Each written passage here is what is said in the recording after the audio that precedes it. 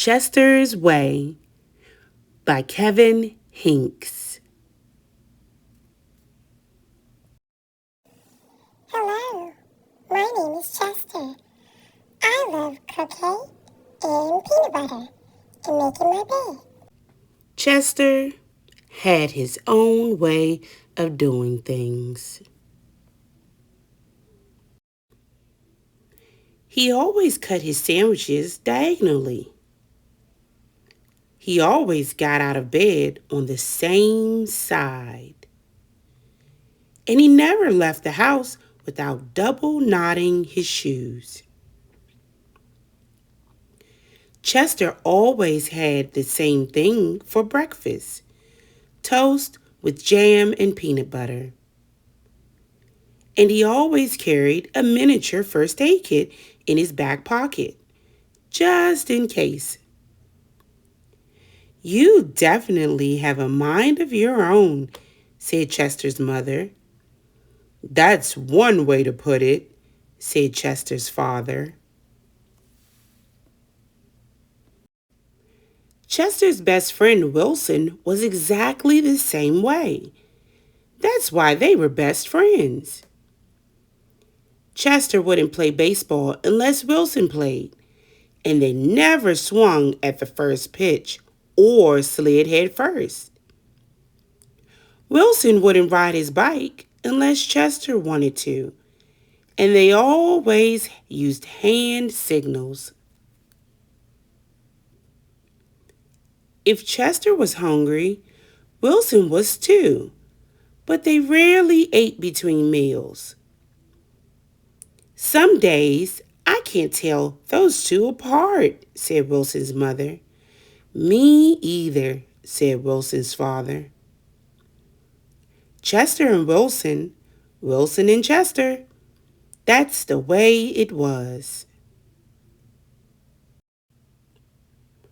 They loved to go on picnics.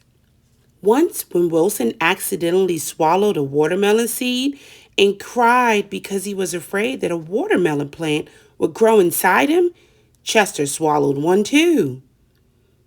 "Don't worry," said Chester. "Now, if you grow a watermelon plant, I'll grow one too." Chester duplicated his Christmas list every year and gave a copy to Wilson, because they always wanted the same things anyway.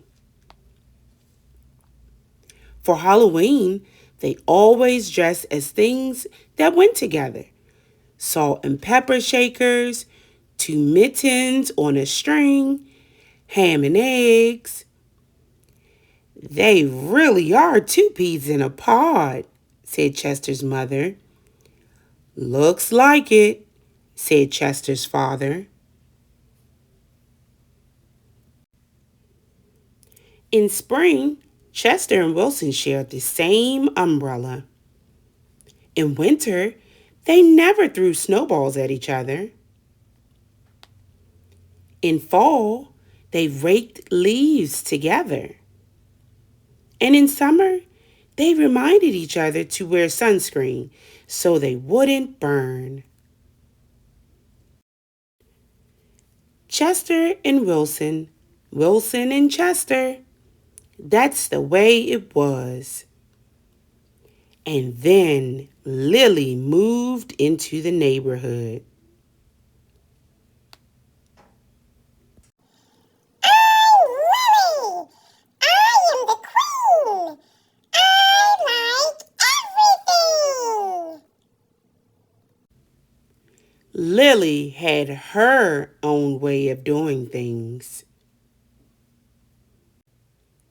She wore her band-aids all over her arms and legs to look brave. She talked backwards to herself sometimes so no one would know what she was saying. I'm Aloud. And she never left the house without one of her nifty disguises. Lilly waved at all the cars that passed by, even if she didn't know who was in them. and she always carried a loaded squirt gun in her back pocket just in case. She definitely has a mind of her own, said Chester. That's one way to put it, said Wilson. When Lilly asked Chester and Wilson to play, they said they were busy. When she called them up on the phone, they disguised their voices and said they weren't home. If Lilly was walking on one side of the street, Chester and Wilson crossed to the other side and hid. She's something else, said Chester. Looks like it, said Wilson.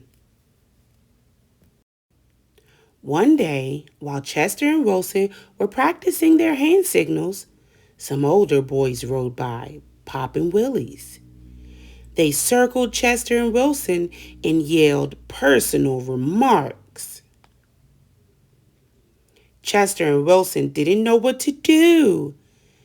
Just when they were about to give up hope, a fierce-looking cat with horrible fangs jumped out of the bushes and frightened the older boys away. Are you who I think you are? Chester asked the cat. Of course, the cat replied. Thank you, Lilly, said Chester. You're welcome, Chester, said Lilly. Thank you, Lilly, said Wilson. You're welcome, Wilson, said Lilly. I'm glad you were wearing a disguise, said Chester. And I'm glad you had your squirt gun, said Wilson. I always do, said Lilly, just in case. Afterwards, Chester invited Lilly over for lunch. You have a muscle mouse cup? Said Lilly. Of course, said Chester. I do too, said Lilly. Same here, said Wilson. Chester and Wilson cut their sandwiches diagonally. Lilly asked Chester's mother if she had a cookie cutter, and she made stars and flowers and bells. That's neat, said Chester. Wow, said Wilson. That night, Lilly invited Chester and Wilson to sleep over. You have a nightlight, said Chester. Of course, said Lilly. I do too, said Chester. Same here, said Wilson. Chester and Wilson wanted toast with jam and peanut butter for breakfast the next morning. Boring, said Lilly. Try this instead. This is good, said Chester. Wow, said Wilson. After that, when Lilly asked Chester and Wilson to play, they said yes. When she called them up on the phone, they had pleasant conversations. And if Lilly was walking on one side of the street, Chester and Wilson waved and ran to catch up with her.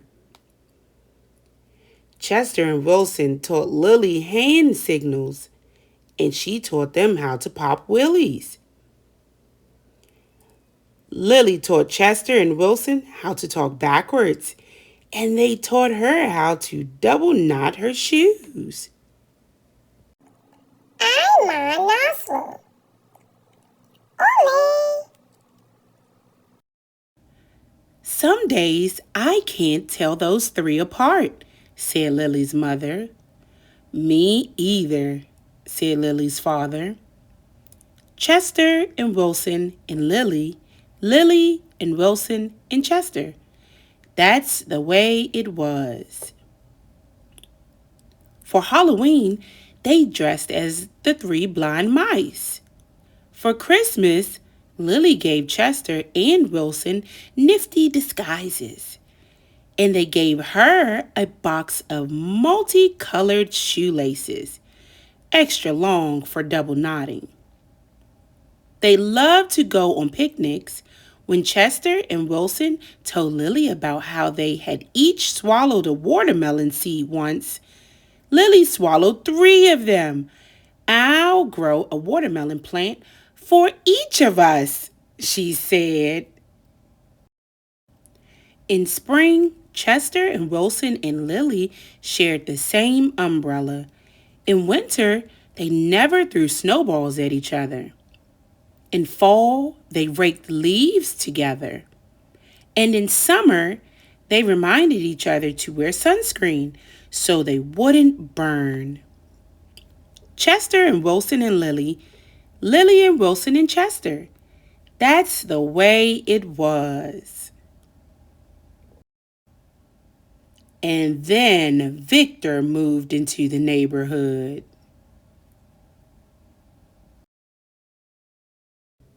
The end.